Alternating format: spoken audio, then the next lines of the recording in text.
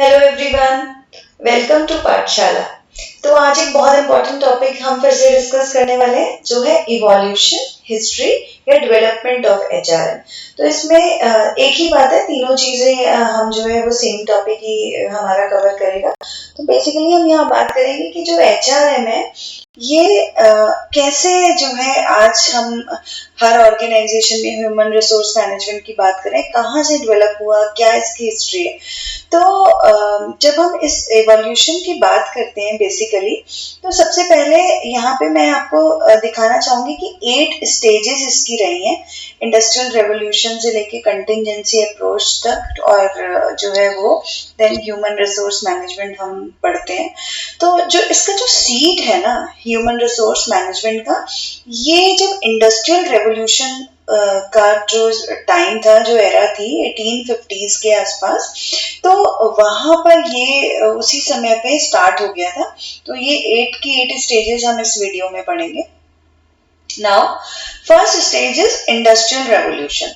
अब ये है दिस, यहाँ मैंने लिख दिया है the seed of HRM was sown during industrial revolution in 1850s in Western Europe and USA, and the wind gradually reached to India in the beginning of 20th century. तो जो 20th सेंचुरी की beginning में जो है ये हमारे यहाँ HRM का जो एक वेव है वो आने लगा था यूरोप से, वेस्टर्न यूरोप से और यूएसए से। अब वो टाइम था, उसमें हो क्या रहा था, सबसे पहले क्या हो रहा था कि मशीन्स जो है वो खरीदी जाने लगी थी। यहाँ पे मैं आपको इससे पहले एक चीज बताती हूँ कि इंडस्ट्रियल रेवोल्यूशन से भी पहले मैं आपको बताती हूँ, ऑलमोस्ट 5000 ईयर्स पहले की भी अगर हम बात करें तो बहुत सारे अनस्किल्ड और स्किल्ड लेबर्स होते थे हमारे यहाँ। स्लेव्स होते थे, टेम्पल बनाने वाले वर्कर्स होते थे, फार्मर्स होते थे, या जो आपके एग्रीकल्चरल लैंड में काम करने वाले लोग होते थे। तो उनको मैनेज करना हमेशा से जो है वो एक प्रॉब्लम रहा, कौन मैनेज करेगा, या हम इन लोगों को किस तरीके से इनसे काम कराना है, किसको सुपरविजन की रिक्वायरमेंट है। नहीं तो ये शुरू से एक प्रॉब्लम रहा था। तो ऐसा नहीं है कि अचानक से इंडस्ट्रियल रेवोल्यूशन के टाइम पे ही ये कॉन्सेप्ट आया, बहुत पहले से है। और ये प्रॉब्लम रही कि कुछ वर्कर्स हैं, कुछ जो है वो, लेकिन उस समय पे क्या होता था कि हमारे पास एम्प्लॉय एम्प्लॉयर का कोई फॉर्मल रिलेशनशिप नहीं था। तो जब कोई फॉर्मल रिलेशनशिप नहीं है तो आप कैसे मैनेज करोगे। तो ये एक बहुत ओल्ड एज प्रॉब्लम है। अब इंडस्ट्रियल रेवोल्यूशन के टाइम से मैं आपको इसे बताती हूँ, डिफरेंट स्टेजेस हम पढ़ेंगे यहाँ पे। तो 1850s में जब ये स्टार्ट हुआ यूरोप और यूएसए में, और उसके बाद इंडिया में आया 20th सेंचुरी की बिगनिंग में, उस टाइम पे मशीन्स जो है वो कंटिन्यूसली जो है वो खरीदी जाने लगी थी, और organisations they were introducing the work with the help of machinery in their organizations। और उस टाइम पे टेक्नोलॉजी जो थी वो बहुत रैपिड प्रोग्रेस कर रही थी। तो डे बाय डे टेक्नोलॉजी में अपडेशंस हो रहे थे, न्यू टेक्नोलॉजी आ रही थी, उसके अकॉर्डिंगली मशीन्स अपडेट हो रही थी, और उन पे काम करने के लिए हमें लोग चाहिए थे, जिनको हम स्किल्ड लेबर भी हम कह सकते हैं या सेमी स्किल्ड लेबर कह सकते हैं। तो ये एक वो टाइम था।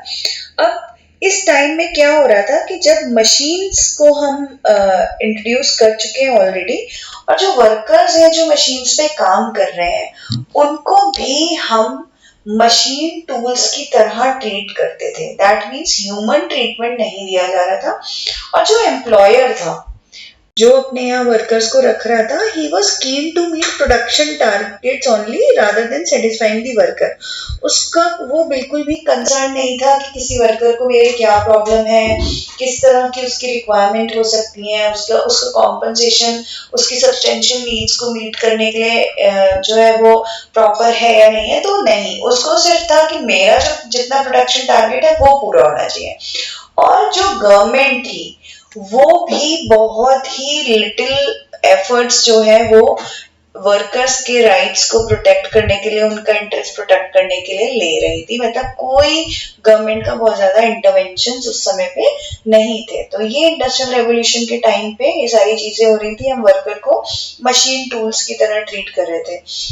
और यहाँ पे 1920 क्योंकि मैंने आपको बताया 20th सेंचुरी की बिगनिंग में इंडस्ट्रियल रिवोल्यूशन से एचआरएम का जो एक सीड है, जो बीज है, वो उस समय तक हम जो है वो बो चुके थे। तो 1920s में क्या होता था, jobs with the title of labour manager और एम्प्लॉयमेंट मैनेजर, ये दोनों टाइटल जो है वो पिक्चर में आ चुके थे इंजीनियरिंग इंडस्ट्री में और दूसरी इंडस्ट्रीज में, जहाँ जैसे बड़ी बड़ी फैक्ट्रीज हैं, तो वहां पर भी लोगों ने जो है एम्प्लॉयर जो थे उन्होंने लेबर मैनेजर और एम्प्लॉयमेंट मैनेजर के टाइटल पे कुछ लोगों को रखना शुरू कर दिया था, जो कि बेसिकली क्या थे, वो लोग थे आपके सुपरवाइजर।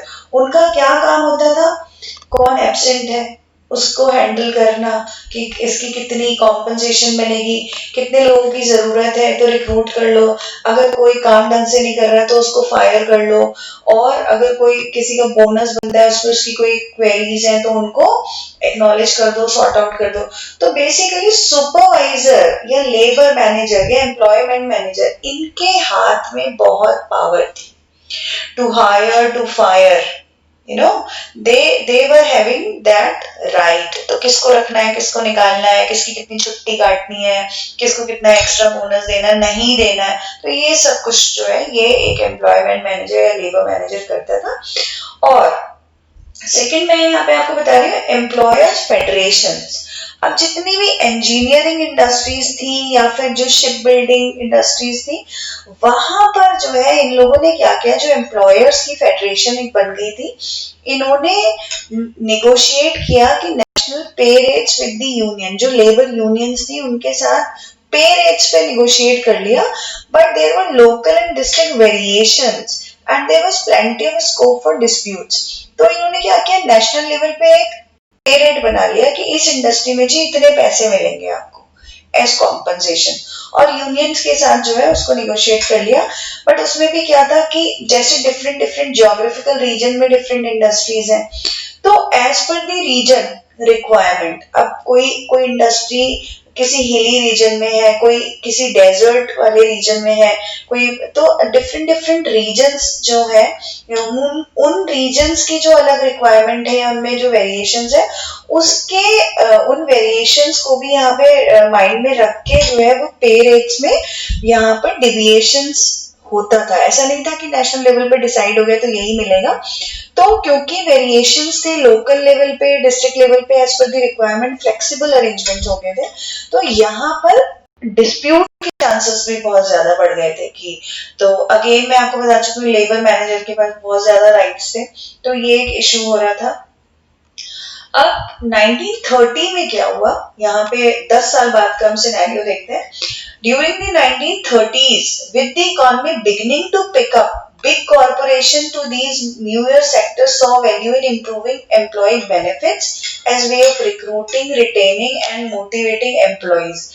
तो अब यहाँ पे क्या हो रहा था कि जब 30s में थोड़ा सा इकोनॉमी ने पिकअप किया, तो जितनी भी बड़ी बड़ी कॉरपोरेशंस थी, जो उन्होंने ये उस समय पे इंट्रोड्यूस किया कि हमें कुछ एम्प्लॉय बेनिफिट्स को इम्प्रूव करना पड़ेगा। जैसे हम पहले बताते थे 1920 में उनको बिल्कुल जो है वो मशीन टूल्स की तरह हम ट्रीट करते रहे, या हमारा पूरा फोकस जो था वो अपने टारगेट्स पे था, एम्प्लॉय बेनिफिट्स के बारे में बात नहीं कर रहे थे।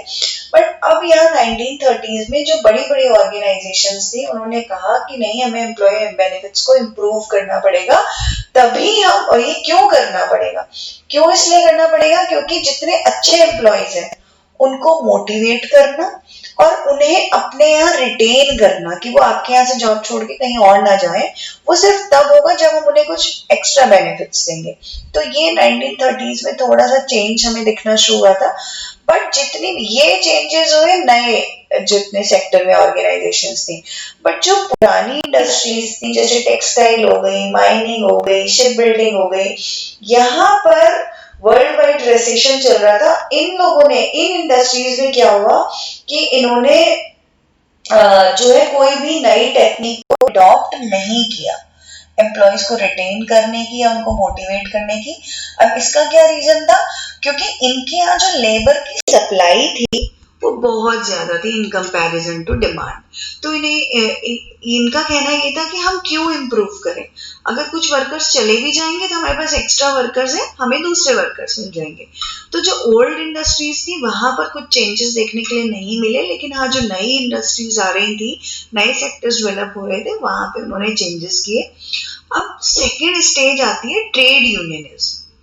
इंडस्ट्रियल रेवोल्यूशन के बाद अगर हम ट्रेड यूनियनिज्म की बात करें तो यहाँ पे मैं बताऊंगी आपको कि this was the period when state intervention to protect the workers interest was felt necessary. अब यहाँ पे क्या हुआ कि गवर्नमेंट ने स्टेट लेवल पे इंटरवेंशंस करने शुरू करे कि किस लिए कि वर्कर्स का जो इंटरेस्ट है उसको प्रोटेक्ट करना बहुत इंपॉर्टेंट है, because the condition of the workers in the aftermath of the factory system as an outcome of industrial revolution was very pathetic। तो इंडस्ट्रियल रेवोल्यूशन के बाद जो वर्कर्स की कंडीशन थी वो बहुत पैथेटिक थी, और जो फर्स्ट वर्ल्ड वॉर हो गया था उसके बाद उसने और सिचुएशन बेकार कर दी थी। तो यहाँ पर इस टाइम पे जब वर्कर्स के राइट्स को कोई भी किसी भी तरह से उनका इंटरेस्ट प्रोटेक्ट नहीं हो पा रहा था, तो स्टेट गवर्नमेंट ने इंटरवेंशन किया। अब यहाँ पे इस पीरियड में दो चीजें मेजर हमें देखने को मिली। पहली, workers started to form their association, workers ने अपनी एसोसिएशन फॉर्म करनी स्टार्ट कर दी। दूसरा, 1926 में ट्रेड यूनियन एक्ट था जो पास हुआ इंडिया में। तो ये जो है चेंजेस हमें ट्रेड यूनियनिज्म के टाइम पे, जो कि एक्चुअली इसका थोड़ा सा पीरियड इंडस्ट्रियल रेवोल्यूशन के टाइम से स्टार्ट हो गया था, तो वहां पर ही कुछ सेक्टर्स में हमें जो है वो ट्रेड यूनियंस बनती हुई दिखने लगी थी, और एक एक्ट भी जो है वो वर्कर्स के राइट को प्रोटेक्ट करने के लिए, ट्रेड यूनियन एक्ट 1926 जिसे हम कहते हैं, वो पास हो गया। अब बेसिक फिलॉसफी क्या थी, क्यों हो रही थी ये सारी चीजें? तो यहाँ पर इसका जो रीजन था वो रीजन था to safeguard workers interest and to sort out their problems. अब वो प्रॉब्लम्स क्या थी? सबसे बड़ी प्रॉब्लम थी चाइल्ड लेबर। उनके जो बच्चे थे 14 इयर्स बिलो, वो भी काम जो है वो काम पे जा रहे थे, जो कि और एजुकेशन का कोई प्रोविजन नहीं था, तो एक चाइल्ड लेबर एक बड़ी प्रॉब्लम थी। दूसरा, लॉन्ग आवर्स ऑफ वर्क, जो जैसे आज की डेट में हमारे 8 आवर्स या 9 आवर्स ऑफ वर्किंग डिसाइडेड है, उस समय पे ऐसा नहीं था, और ओवर टाइम के प्रोविजंस भी नहीं थे, क्योंकि कोई सुनने वाला नहीं है ना आपकी बात। तो अब उस टाइम पे यूनियन बननी शुरू हुई, तो लॉन्ग आवर्स ऑफ वर्क एक प्रॉब्लम, और तीसरी प्रॉब्लम थी पुअर वर्किंग कंडीशंस। मीन्स वहां पे ना कोई आपके लिए हाइजीन मेंटेन है, ना आपके लिए कोई सेफ्टी प्रिकॉशंस लिए जा रहे हैं, तो ये सारी चीजें थी जो बहुत बुरा हाल था वहां पे। अब इन तीनों ऐसी प्रॉब्लम्स और ऐसी और भी बहुत सारी प्रॉब्लम्स जो लोग फेस कर रहे थे, तो इसके लिए क्या हुआ कि इन्होंने यूनियंस जो बनी थी, ये क्या करते थे, अपनी ऐसी प्रॉब्लम को सॉर्ट आउट करने के लिए इन्होंने तरीके निकाले कि स्ट्राइक कर लेते हैं, हम लॉकआउट पे चले जाते हैं, या हम बाइकआउट कर देते हैं, तो या हम जो है मतलब इस तरह के वेपन्स को वो अपनी प्रॉब्लम्स को एक्सेप्ट कराने के लिए, उनको मनवाने के लिए जो है वो यूज करने लगे। तो ये एक ट्रेड यूनियनिज्म का जो एरा था उसमें हमने देखा। अब ये जो एक्टिविटीज थी ट्रेड यूनियंस की, इन्होंने किस तरह की, जब लोग स्ट्राइक करेंगे और या बाइकआउट कर देंगे एक्टिविटीज का, या लॉकआउट करवा देंगे फैक्ट्री में, तो एम्प्लॉयर्स ने कहा कि ओके, हमें कुछ चीजें हैं जो हमें यहाँ पे इम्प्रूव करनी पड़ेगी। तो उस टाइम पे कुछ चीजें स्टार्ट हुई, जैसे कलेक्टिव बार्गेनिंग। तो हमने म्यूचुअल अंडरस्टैंडिंग कर ली अपने एम्प्लॉय के साथ बैठ के कि भाई आपकी क्या प्रॉब्लम्स है, चलो हम बताओ, हम थोड़ा सा उनको सॉर्ट आउट कर लेते हैं। देन उनकी अगर कोई ग्रीवांस है, कोई कंप्लेंट्स है, तो उनको कैसे हम रिड्रेस कर सकते हैं। देन जितने भी कॉन्फ्लिक्ट्स हैं, कोई डिस्प्यूट्स हैं, उनको किस तरह से म्यूचुअली रिजॉल्व किया जा सकता है। कुछ एम्प्लॉय बेनिफिट्स प्रोग्राम है जो हम चला सकते हैं, अपने यहाँ इनिशिएट कर सकते हैं। और एक रैशनल वेज स्ट्रक्चर जो है हम अपनी ऑर्गेनाइजेशन में इंस्टॉल कर सकते हैं, जहां पे कोई भी अंडर पेड नहीं होगा, या किसी का भी जो कॉम्पनसेशन है वो ऐसा नहीं होगा कि वो अपनी बेसिक नेसेसिटीज को भी फुलफिल ना कर पाए। तो ये चीजें जो है, जो ट्रेड यूनियंस बन गए, तो इस तरह की हमें प्रैक्टिस देखने के लिए मिलने लगी ऑर्गेनाइजेशन में, जो कि बहुत इंपॉर्टेंट हो गया था। अदरवाइज अगर ऐसी प्रैक्टिसेस नहीं होंगी तो क्या होगा? Strike, lockout, boycott. तो इनको अवॉइड करने के लिए ट्रेड यूनियंस के ने ये सब चीजें स्टार्ट करवा दी। अब इसके बाद आती है थर्ड स्टेज है सोशल रिस्पॉन्सिबिलिटी एरा। यहाँ पे एक बहुत इंपॉर्टेंट नाम है रॉबर्ट ओवन का, ये हम सबको याद रखना चाहिए, और इन्होंने बहुत काम किया। जो आज हम एचआरएम का अपने यहाँ जो एक्चुअल हम देख रहे हैं कि ह्यूमंस को हम एसेट्स की तरह ट्रीट कर रहे हैं, तो ये उसमें इनका बहुत बड़ा कंट्रीब्यूशन है। अब हु इज रॉबर्ट ओवन? कौन थे ये? ब्रिटिश इंडस्ट्रियलिस्ट थे। He is considered to be the first to adopt humanistic and paternalistic approach। ये पहले ऐसे इंडस्ट्रियलिस्ट थे जिन्होंने कहा कि जो भी आपके यहाँ एम्प्लॉइज हैं, आपके लिए वो बच्चे की तरह है, आपको उन्हें अपने चाइल्ड की तरह, अपने चिल्ड्रन की तरह सबको ट्रीट करना है। तो and you are like their father. तो पैटर्निस्टिक अप्रोच और ह्यूमनिस्टिक अप्रोच जो है उन्होंने वहां पे इनिशिएट की। अब he viewed that the social and economic environment influence the physical, mental and psychological development of workers. उन्होंने जब, क्योंकि ह्यूमनिस्टिक अप्रोच वो रखते थे, पैटर्निस्टिक अप्रोच रखते थे, तो उन्होंने ये कहा कि जो भी आपकी ऑर्गेनाइजेशन का या आपके जो एम्प्लॉइज है उनके आसपास का जो भी सोशल और इकोनॉमिक एनवायरनमेंट है, majorly because they work in the organisation, तो ऑर्गेनाइजेशन का जो सोशल एनवायरनमेंट है या इकोनॉमिक एनवायरनमेंट है, वो किसी भी एम्प्लॉय का फिजिकल डेवलपमेंट, उसका मेंटल डेवलपमेंट और उसका साइकोलॉजिकल डेवलपमेंट इन्फ्लुएंस करता है। आपकी फिजिकल वेलबींग, मेंटल वेलबींग पे बहुत फर्क पड़ता है कि आप किस तरह के सिनेरियो में काम कर रहे हैं।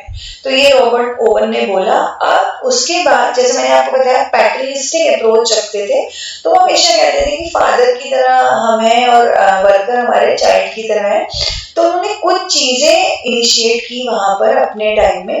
पहला था provision for reduced working hours reduce कर दिए, हाउसिंग फैसिलिटी दी, जैसे कि कुछ लोगों को अगर आप रहने के लिए घर दे सकती है ऑर्गेनाइजेशन, तो उन्होंने दिए वहां पे, और अपने वर्कर्स के और उनके बच्चों की, उनके चिल्ड्रन की, दोनों की एजुकेशन के लिए प्रोविजंस क्रिएट किए कि उनको पढ़ाना है। तो दैट मींस आप देख रहे हैं अपलिफ्टमेंट का जो एक स्टेज है वो हमें यहाँ देखने के लिए मिलने लगा सोशल रिस्पॉन्सिबिलिटी एरा में। और इसका जो पूरा क्रेडिट है, ये 20th सेंचुरी के स्टार्टिंग डिकेड की अगर हम बात कर रहे हैं, तो ये जो इसका पूरा क्रेडिट है ये हम रॉबर्ट ओवन को देंगे। तो he admired for giving human treatment to workers. उनको हमेशा एडमायर किया जाता है कि वो बहुत ही ज्यादा ह्यूमनिस्टिक अप्रोच रखते थे और सबको बहुत अच्छा ट्रीटमेंट देते थे, वार्मथ उनसे मिलती थी। तो ये सोशल रिस्पॉन्सिबिलिटी एरा में आया, जिसमें बहुत सारी जो ऐसे चेंजेस हुए, जो कि बहुत सारे ऐसे प्रोविजंस क्रिएट किए गए जो कि बहुत ही सेटिस्फैक्टरी लिविंग और वर्किंग कंडीशंस एम्प्लॉइज को प्रोवाइड कराने के लिए जो है इनिशिएट हुए थे, और बहुत सेटिस्फाइंग थे उन लोगों के। अब नेक्स्ट एरा आता है साइंटिफिक मैनेजमेंट एरा। यहाँ पर जब ये वर्ड हम साइंटिफिक मैनेजमेंट एरा पढ़ रहे हैं, तो यहाँ पे एक बहुत इंपॉर्टेंट नाम ऐड हो रहा है, अगेन टेलर। हम सब टेलरिज्म जानते हैं, ठीक है ना, सब उन्होंने उनके प्रिंसिपल्स को हम पढ़ते हैं, मैनेजमेंट प्रिंसिपल्स। तो ये जो साइंटिफिक मैनेजमेंट एरा थी, this concept was introduced by Frederick Winslow Taylor in USA early in 20th century. तो ये ना, ये बहुत सारी चीजें पैरेलल चल रही थी उस टाइम पे, बट धीरे धीरे वो इंप्लीमेंट होती चली गई। तो अब जो टेलर थे उन्होंने क्या किया, इन्होंने 4 प्रिंसिपल यहाँ पे दिए। जो हमारा एक ये इंडस्ट्रियल बैकग्राउंड चल रहा था वर्कर्स के साथ जो ट्रीटमेंट है, फिर रोबोट ओवन आया, तो उसके बाद टेलर ने कहा कि भाई 4 चीजें हैं जो हमें यहाँ पर इम्प्लीमेंट करनी चाहिए। तो उन्होंने 4 प्रिंसिपल्स अपने डेवलप किए। पहला था use of scientific methods in setting work standards. तो उन्होंने कहा जो भी काम करने का जो स्टैंडर्ड सेलेक्ट कर रहे हैं, जो सेट कर रहे हैं, उसके लिए जो बेंचमार्क आप डिसाइड करें लोगों के लिए, उसके लिए आप साइंटिफिक मेथड यूज कीजिए। तो ऐसा नहीं होना चाहिए कि आपने अपना कोई भी इमेजिनेशन में कोई भी स्टैंडर्ड सेट कर दिए और आपने उनको बोला कि भैया अब आपको इस स्टैंडर्ड को मीट आउट करना है। तो पहला उन्होंने ये कहा कि आप साइंटिफिक मेथड आपको करना ही पड़ेगा, जो कि best way of doing the work होना चाहिए। तो वो एक आप मेथड आप यहाँ पे बता दें। Then scientific selection and placement of workers best suited for the task. अब आपने जब यहाँ पे बेंचमार्क सेट कर दिया, आपने बेस्ट मेथड भी बता दिया, अब उस मेथड के हिसाब से you have to choose the people who are best suited, जो कि उस एरिया में उस जॉब के लिए परफेक्ट है, एक्सपर्ट है उसके। और फिर अगर उनकी किसी स्किल में कहीं पे कोई भी डेफिशिएंसी या डेविएशन है, तो हम क्या देंगे उनको? ट्रेनिंग देंगे। तो ये उन्होंने 2 प्रिंसिपल दिए और टोटल 4 दिए थे। तो प्रिंसिपल नंबर 3 जो था वो था clear cut division of work and responsibility between management and workers. उन्होंने कहा कि आप जॉब्स जो भी आपकी जॉब है, जितनी भी रिस्पॉन्सिबिलिटी है, इनका क्लियर कट डिवीजन कीजिए। दैट मीन्स आप स्मॉल पीसेस में जो है वो जॉब्स, किसी भी पर्टिकुलर टास्क को डिवाइड कीजिए और लोगों को उसको असाइन कीजिए। तो ये जो डिवीजन ऑफ वर्क है वो क्लियर कट होना चाहिए, हमें पता होना चाहिए किसको क्या करना है, ताकि हम उसी से पूछें कि आपने अपना टास्क कैसा किया या क्या किया, और उसी की रिस्पॉन्सिबिलिटी और अकाउंटेबिलिटी असाइन हो। और जो मैनेजमेंट और वर्कर्स हैं उनके बीच में भी जो रिस्पॉन्सिबिलिटी है वो क्लियर कट जो है वो मेंशन होनी चाहिए। 4th principle was harmonious relations and close cooperation with workers। अब यहाँ पे कॉन्फ्लिक्ट्स की बात उन्होंने नहीं की। उन्होंने कहा कॉन्फ्लिक्ट्स का कोई स्कोप नहीं है। जो भी वर्कर्स हैं उनके बीच में आपस में हार्मोनियस रिलेशनशिप हमें डेवलप करना है, कोऑर्डिनेशन डेवलप करना है और कोऑपरेशन की फीलिंग डेवलप करनी है। तो अगर ऐसा हो जाएगा तभी जो है आपकी ऑर्गेनाइजेशन की जो गोल्स हैं, जो आपके टारगेट्स हैं, वो आप अचीव कर पाएंगे। तो ये जो उनकी स्टडी थी ये फोकस थी physical characteristics of the human body पे as it responds to routine and clearly defined job. तो अब इस स्टडी में इन्होंने बेसिकली मोटिव और जो फोकस एरिया था वो था साइंटिफिक, जो हमें साइंटिफिक स्टैंडर्ड्स बनाने हैं, या उन्होंने लॉजिकल तरीके से अपनी बात रखी और उन्होंने कहा कि हमें काम भी डिवाइड करना है, रिलेशनशिप भी हार्मोनियस चाहिए, हमें एक पर्टिकुलर टाइम पीरियड डिवाइड करना है, साइंटिफिक वे ऑप्ट करना है सिलेक्शन के लिए लोगों के लिए कि हम, और उनकी ट्रेनिंग के लिए, और scientific and the best way of doing the work decide करना है। तो ये 4 प्रिंसिपल्स थे जो उन्होंने दिए। और इसके साथ साथ उन्होंने इन प्रिंसिपल्स के अलावा कुछ टेक्निक्स डेवलप कर दी। तो सबसे पहले उन्होंने दे दी टाइम स्टडी, फिर यहाँ पे उन्होंने दी मोशन स्टडी जो कि गिलबर्ट ने सबसे पहले प्रपोज की थी। तो और उसके अलावा उन्होंने ये भी बताया कि जो standardisation of tools, equipment, machinery and working conditions होना चाहिए। तो ऐसा नहीं होना चाहिए कि आपने जो है कुछ भी मतलब कोई भी किसी भी तरीके का टूल या इक्विपमेंट या मशीनरी किसी को दे दी जो कि अनफिट है to perform any particular task. अब यहाँ पे मैं आपसे टाइम स्टडी की बात कर रही हूँ। तो जो ये टाइम स्टडी है basically it is to analyse and measure the time taken in doing the various elements of a job and to standardize the operations of a job। तो बेसिकली टाइम स्टडी क्या कर रही है, हम ये उसमें major कर रहे हैं और एनालाइज कर रहे हैं कि किसी पर्टिकुलर जॉब के एलिमेंट को करने में, परफॉर्म करने में हमें कितना टाइम लग रहा है। तो एक टास्क को परफॉर्म करने में जो हमारा स्टैंडर्ड टाइम है, तो अगर हमने उसे स्टैंडर्ड ऑपरेशन, हमने स्टैंडर्ड प्रोसीजर फॉलो किया है, तो एक पर्टिकुलर टास्क को करने में हमें कितना टाइम लगा। और ये जो मोशन स्टडी मैंने आपको बताया जो गिलबर्ट ने पहले दी थी, अब इसमें ये क्या करती है, it involves close observation of the movements required to perform a job with a view to eliminate wasteful motions and decide on the best way of doing the job. तो मोशन स्टडी में क्या हो रहा है कि हम जो movements है हमारे एक पर्टिकुलर जॉब को करने में हमारे जितने भी मूवमेंट्स होते हैं हम उसको क्लोजली ऑब्जर्व कर रहे हैं, और बहुत सारे ऐसे मूवमेंट्स हैं जो वेस्ट मूवमेंट्स हैं जिनकी उस पर्टिकुलर टास्क को करने में कोई रिक्वायरमेंट नहीं है, तो उन्हें हमें एलिमिनेट करना है। और जो मूवमेंट्स जो मोशन रिक्वायर्ड है, जो मूवमेंट्स हमारे रिक्वायर्ड है उनको हमें इन करना है। तो इसका हमें एनालाइज करना है कि मोशन स्टडी बेसिकली यही एनालाइज करती है कि एक पर्टिकुलर टास्क को करने में वेस्टफुल मूवमेंट्स को आप आउट कर दो, जितने इंपॉर्टेंट रिक्वायर्ड मूवमेंट्स है उनके साथ हम जो है वो जॉब परफॉर्म करें, और उसमें कितना टाइम लग रहा है ये टाइम स्टडी साथ में हमारी बता रही है। स्टैंडर्डाइजेशन टूल्स मैं आपको बता चुकी हूँ कि जो हमारे इक्विपमेंट्स और मशीनरी हमें एक टास्क को परफॉर्म करने के लिए दी जाएगी वो स्टैंडर्ड होनी चाहिए, मतलब उससे टास्क हो जाए। ऐसा ना हो कि हमने टास्क के लिए हमें कुछ और मशीन चाहिए और दी हमें कुछ और गई है या वो नॉट वर्किंग है। देन इन्होंने 4th नंबर पे दिया incentive wage plan with differential piece rate of wages. अब यहाँ पे इन्होंने क्या किया कि okay if somebody is doing good तो इंसेंटिव वेज प्लान भाई यहाँ पे आप इनिशिएट करो कि लोगों को उनके अच्छे काम के लिए हम इंसेंटिव दे सके। और दूसरा क्या था कि आपको डिफरेंशिएट करना आ जाए इनएफिशिएंट वर्कर में और एफिशिएंट वर्कमैन में। तो अगर कोई एफिशिएंट वर्कमैन है तो उसका जो वेज है वो इनएफिशिएंट वाले से बेटर होना चाहिए। तो इसके लिए इन्होंने क्या लॉन्च किया, differential piece rate of wages. Like आप जितना काम करोगे, आप जैसा काम करोगे आपको वैसा ही कॉम्पनसेशन, वैसी ही वेजेस मिलेंगी।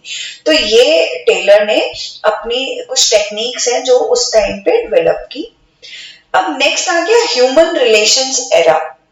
ये जो पीरियड था ये फोकस था मेजरली आप ह्यूमन बीइंग की जो वर्कर है उसकी फीलिंग, एटीट्यूड एंड नीड पे।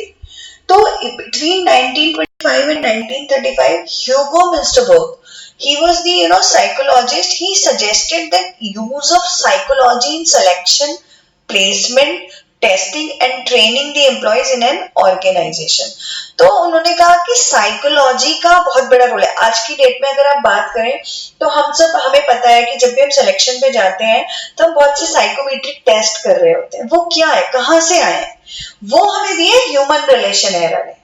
तो यहाँ पे इन्होंने इंट्रोड्यूस किया कि अगर आप सिलेक्शन कर रहे हैं, किसी को रख रहे हैं, तो आप उसकी साइकोलॉजी को जरूर एनालाइज कीजिए और आप उसमें देखिए, या आपके जो इवन जो एग्जिस्टिंग वर्कर्स हैं उनको वहां पर भी उनकी ट्रेनिंग के लिए भी आप साइकोलॉजी को इन्वॉल्व कीजिए कि किस तरह के उनके बिहेवियरल इश्यूज है, क्या उनकी फीलिंग्स है, क्या एटीट्यूड है एंड क्या रिक्वायरमेंट है। तो ये वहां पर जो है उन्होंने अपनी फाइंडिंग्स हमें बताई थी। और इसमें उन्होंने यहाँ पे एल्टन मायो का जो है हम यहाँ पे नाम ऐड करेंगे। बहुत ही फेमस साइंटिस्ट है जिन्होंने हाथर्न प्लांट को, वेस्टर्न इलेक्ट्रिक कंपनी जो यूएसए में थी शिकागो में, वहां पे हाथर्न प्लांट में एक्सपेरिमेंट्स किए थे जो बहुत बहुत इंपॉर्टेंट थे। और ये हाथर्न एक्सपेरिमेंट में मैं आपको एक पूरा सेपरेट वीडियो बनाऊंगी क्योंकि वो बहुत डिटेल में पढ़ने की हमें जरूरत है, बहुत इंटरेस्टिंग एक्सपेरिमेंट है। तो यहाँ पे मैं बेसिकली बता रही हूँ ह्यूमन रिलेशन एरा की जब हम बात कर रहे हैं, तो जब ये हाथर्न एक्सपेरिमेंट हुआ और जो इसके रिजल्ट्स आए तो उससे क्या चेंज आया, क्या फाइंडिंग्स की। तो पहली जो फाइंडिंग निकल के आई वो ये था physical environment should be good. तो इन्होंने ये कहा कि जो फिजिकल एनवायरनमेंट है किसी भी ऑर्गेनाइजेशन का वो अच्छा होना चाहिए। बट साथ साथ एक फाइंडिंग जो मेजर फाइंडिंग थी वो ये थी कि physical environment at the work place do not have any material impact on the efficiency of the worker। तो मटेरियल उसका कोई बहुत मेजर मटेरियल इम्पैक्ट वर्कर पे नहीं पड़ रहा अंटिल अनलेस आप बहुत ही उसे वर्सन कंडीशन आप दे रहे हो। तो ऑथर एक्सपेरिमेंट में उन्होंने रूम टेम्परेचर हाई लो करके लाइट्स का टेम्परेचर जो है और लाइट्स की जो है वो फ्रीक्वेंसी डिम और हाई करके बहुत सारा वो बहुत इंपॉर्टेंट और इंटरेस्टिंग एक्सपेरिमेंट है। तो एक सेपरेट वीडियो मैं उसको बनाऊंगी। तो पहली चीज जो फाइंडिंग निकल के आई कि आपको एक अच्छा एनवायरनमेंट देना चाहिए। हाउएवर बहुत मेजर इम्पैक्ट इसका लोगों की एफिशिएंसी पे नहीं पड़ता। दूसरा जो फाइंडिंग थी वो ये थी favourable attitude of workers and work team towards their work. अब ये बहुत इंपॉर्टेंट था क्योंकि एफिशिएंसी से रिलेटेड है। तो जब तक किसी भी वर्कर का या पूरी टीम का एटीट्यूड काम के लिए फेवरेबल नहीं होगा, काम अच्छे से नहीं होगा। तो ये एक इम्पॉर्टेंट चीज थी जो एक फाइंडिंग ऑथर से निकल के आई कि एटीट्यूड एम्प्लॉय का हमेशा फेवरेबल होना चाहिए टुवर्ड्स द वर्क। अब ये कैसे होगा? तीसरी फाइंडिंग ने बताया कि भाई ये कैसे होगा। तो ऐसे होगा कि जब आप किसी वर्कर की सोशल और साइकोलॉजिकल नीड्स जो है उनको फुलफिल कर देंगे तो ऑटोमेटिकली वर्कर हैप्पी होगा, सेटिस्फाइड होगा और उसका एटीट्यूड कैसा होगा? फेवरेबल। तो ये थर्ड फाइंडिंग थी। एंड फोर्थ फाइंडिंग है workers can be motivated through job security and they must have the right to express their opinion on matters related to them। तो यहाँ पर एक चीज इन्होंने कही कि किसी भी वर्कर को आपको मोटिवेट करना है तो आपको ये पहली चीज तो उसको ये पता होना चाहिए कि जहां भी मैं काम कर रहा हूँ वहां मेरी जॉब सेफ है, सिक्योर्ड है, मुझे ऐसे कोई नहीं निकाल देगा अगर मैं अच्छा काम करूंगा। प्लस जो उनसे रिलेटेड मैटर है जैसे उनकी सेफ्टी सिक्योरिटी या एक पर्टिकुलर टास्क जो वो कर रहे हैं तो वहां पर उनके इनपुट्स आप लें, उनकी ओपिनियन को एक्सप्रेस करने का चांस मिलना चाहिए। तो कम्युनिकेशन जहां वन वे होती है वहां पर इसीलिए ज्यादा हमें जॉब डिससेटिस्फेक्शन देखने के लिए मिलता है। तो यहाँ पे एक बात हुई कि आप ओपिनियन एक्सप्रेस करवाने का उनको राइट उनको मिलना चाहिए। तो ये मेन 4 फाइंडिंग्स थी मायो की जो उन्होंने हैथन एक्सपेरिमेंट में दी। आगे चलते हैं। अब यहाँ पे नेक्स्ट एरा है behavioural science era.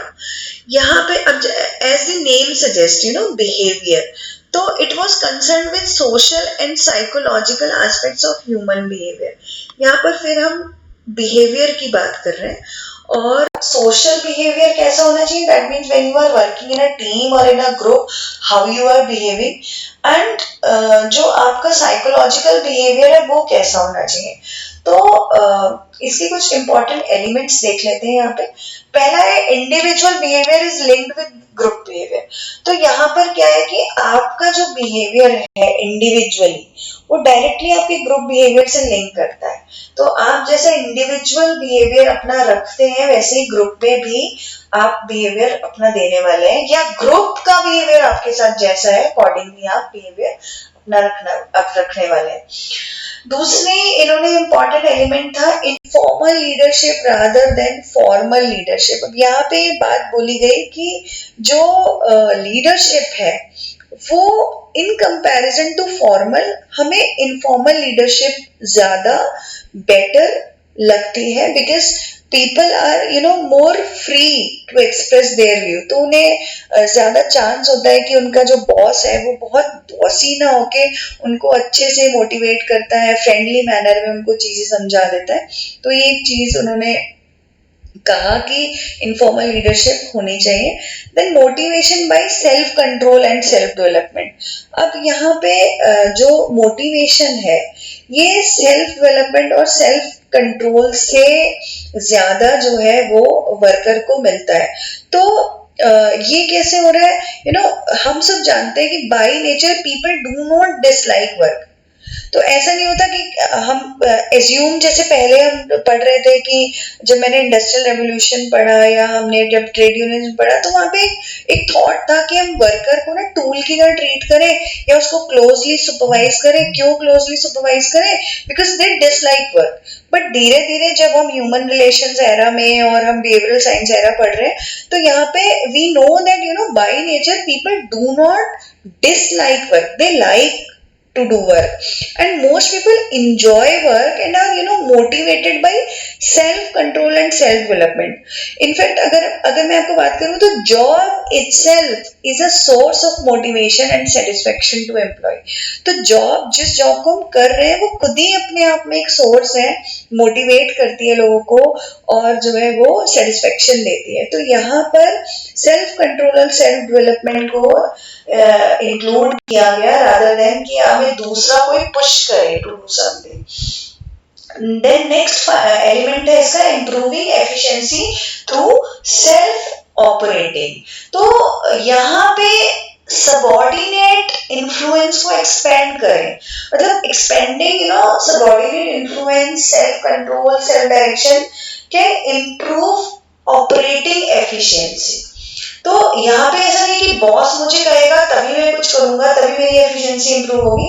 Self operating, मुझे खुद पता है how I can be improving in a particular thing. तो यहाँ पे सेल्फ ऑपरेटिंग के थ्रू हम अपनी एफिशिएंसी को इम्प्रूव कर सकते हैं, सेल्फ कंट्रोल के थ्रू कर सकते हैं, सेल्फ डायरेक्शन के थ्रू अगर हम उन्हें एक्सपेंड करते हैं तो हम अपनी एफिशिएंसी को इम्प्रूव कर सकते हैं. Then next era is systems approach era. अब यहाँ पर ये सेकंड लास्ट एरा है, इसके बाद हम धीरे धीरे HRM पे मूव कर रहे हैं. सिस्टम्स की बात करें, सिस्टम में भी defined as a set of interdependent parts forming an organised unit or entity. The system is defined as an organized and complex whole. तो जो पूरा सिस्टम होता है ये पूरा एक सेट ऑफ इंटरडिपेंडेंट पार्ट्स है, ठीक है. तो सिस्टम अप्रोच एरा जब आई तो इन्होंने 3 सब सिस्टम्स में इसको डिवाइड किया. पहला था टेक्निकल सब सिस्टम. यहाँ पर ये बताया गया कि रिलेशनशिप्स जो है वो फॉर्मल रिलेशनशिप्स हमें अपनी ऑर्गेनाइजेशन में रखने चाहिए एंड जितने भी मेंबर्स हैं formal relationship among all the members of the organisation. Then दूसरा सब सिस्टम यहाँ पे इंट्रोड्यूस हुआ social subsystem. That means informal group relations. That means social satisfaction to the members through informal group relations. तो आपको जो है वो informal groups हम ऑटोमेटिकली हमें पता है ऑर्गेनाइजेशंस में बन जाते हैं. तो हमें एक सोशल पूरा सब सिस्टम क्रिएट करना है जहाँ पे लोग एक दूसरे से क्लोज हैं और इनफॉर्मली बात करते हैं और एक दूसरे से इनफॉर्मली गाइडेंस भी लेते हैं, मोटिवेट भी करते हैं. तो ये social subsystem. Then third one is power subsystem. अब ये है एक्सरसाइज ऑफ पावर. यहाँ पे क्या है कि exercise of power by one individual और ग्रुप. तो आप किसी इंडिविजुअल कोई अपनी पावर एक्सरसाइज कर रहे हैं, पूरा ग्रुप एक्सरसाइज कर रहा है, तो कैसे ऑर्गेनाइजेशन को हम जो है उसके थ्रू रन कर रहे हैं. तो ये पावर सब सिस्टम हम इसे कहते हैं. तो इंटरेक्शन ऑफ द वेरियस सब systems form the total system. अब ये जितने भी सब सिस्टम्स तीनों को अगर आप कंबाइन करें तो पूरा सिस्टम बन जाएगा. And there is also interaction between total system, subsystem and environment, और सबके बीच में इंटरेक्शन हो रहा है. और जो यहाँ पे मैं एनवायरनमेंट की बात करी, जो ये एनवायरनमेंट है इट सेल्फ में इन्फ्लुएंस द टोटल सिस्टम और may be environment is influenced by the system or the subsystem. तो दोनों चीजें पॉसिबल है. एनवायरनमेंट हमारे सबसिस्टम्स को हमारे सिस्टम को इन्फ्लुएंस कर सकता है और दूसरा इन्फ्लुएंस हो भी सकता है. अब इस एरा में जो सिस्टम अप्रोच एरा है इसमें कुछ फीचर्स यहाँ पे हम डिफाइन करेंगे कि इस एरा की क्या हाइलाइट्स थी. तो सबसे पहले system is a group of interrelated elements which are separate entities और यूनिट्स. तो बहुत सारे एक सिस्टम में एलिमेंट्स होते हैं जिनसे मिलके एक सिस्टम बनता है. और ये जो जितने भी एलिमेंट्स हैं, जितने भी यूनिट्स, जैसे ऑर्गेनाइजेशन की बात करें तो ऑर्गेनाइजेशन में बहुत सारे डिफरेंट यूनिट्स एंड डिपार्टमेंट्स हमें देखने के लिए मिलते हैं. और ये सारे एलिमेंट्स या यूनिट्स या डिपार्टमेंट्स आपस में इंटर रिलेटेड होते हैं एक मैनर में कि पहले कौन सा डिपार्टमेंट क्या टास्क करेगा, उसके बाद क्या होगा, उसके बाद जैसे किसी पहले प्रोडक्शन होगा, उसके बाद जो है या सब उससे भी पहले पहले रॉ मटेरियल्स अरेंज होंगे, परचेज डिपार्टमेंट अरेंज करेगा, फिर प्रोडक्शन होगा, फिर उसकी मार्केटिंग होगी, फिर उसकी सेलिंग होगी। तो ऐसे ऐसे करके मतलब एक पूरा ऑर्डर डिफाइंड होता है। And there is the need for proper and timely communication to facilitate interaction between the elements. अब ये जो यूनिट्स हैं या ये जो डिपार्टमेंट्स हैं या जो एंटिटीज हैं, ये आपस में कम्युनिकेट कैसे कर रही हैं, तो इसका भी पूरा एक फ्लो चार्ट होता है। पूरा हमें कैसे कम्युनिकेशन करना है, क्या उसकी हायरार्की है, कौन कौन लोग इन्वॉल्व हैं, हम कैसे कर रहे हैं, और ये जो इंटरेक्शन हो रहा है ये किस लिए हो रहा है। तो ये इसका पर्पज है कि जो भी आपकी सिस्टम, जो भी आपकी ऑर्गेनाइजेशन का जो सिस्टम है पूरा एज अ होल, उसका जो भी कोई गोल है उसको आप कॉमनली अचीव कर रहे हो। तो ये सारे डिपार्टमेंट, सारी यूनिट्स अलग अलग एक दूसरे से इंटर रिलेटेड होते हुए काम कर रही हैं, कम्युनिकेट करती हैं, सारी चीजें कोऑर्डिनेट करते हैं और एक कॉमन गोल को जो है वो हम अचीव करते हैं। देन लास्ट है कंटिंजेंसी एरा। अब contingency name, as the name suggest, contingency, according to contingency the best way to manage varies with situation। तो जैसे जैसे सिचुएशन होगी, एज पर दिस सिचुएशन हम प्रॉब्लम को एनालाइज करेंगे और उसको रिजॉल्व करेंगे, या एज पर दी कंटिंजेंसी हम डिसीजन मेकिंग करेंगे। तो ऐसा नहीं हो सकता कि हमने एक थंब रूल बना लिया और वही हर बार एप्लीकेबल हो जाए, ये नहीं होगा। तो there may not be the universal way of managing all the situation. हर सिचुएशन को मैनेज करने के लिए डिफरेंट रूल्स जो है वो हम बनाएंगे और according to the situation, the time, the business environment हम उससे डील करेंगे। And it is imperative for managers to analyze different situations and then use the best suitable in that particular situation।